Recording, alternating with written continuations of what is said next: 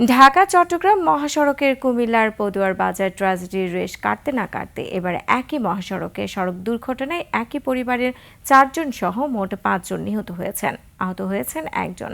6টার দিকে মহাসড়কের কালাকচুয়ায় এই দুর্ঘটনা ঘটে। পুলিশে জানায় নিহতদের মধ্যে 4 জন খেলাফত মজলিসের সাংগঠনিক সম্পাদক মাওলানা ফয়সাল আহমেদের বোনের পরিবারের সদস্য।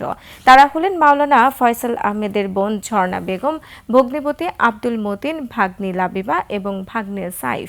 নিহত অপরজন গাড়ির চালক জামাল হোসেন। স্থানীয়রা জানান ঢাকা থেকে চট্টগ্রামের দিকে যাচ্ছিল প্রাইভেট কারটি। মহাসড়কের কালাকচুয়ায় এলে চট্টগ্রামগামী স্টার লাইন বাস প্রাইভেট কারটিকে ধাক্কা দিলে ঘটনাস্থলে 4 জনের মৃত্যু হয়। চালক জামাল হোসেন এবং ভাগ্নে আবরারকে উদ্ধার করে কুমিল্লা মেডিকেল কলেজ হাসপাতালে নিয়ে গেলে চিকিৎসক চালক জামালকে মৃত ঘোষণা করেন। আবরারের অবস্থাও সংকটাপন্ন। এর আগের ঈদের রাতে এই মহাসড়কের পদুয়ার বাজারে রেল ক্রসিংয়ে ট্রেনের ধাক্কায় নিহত হন 12 জন।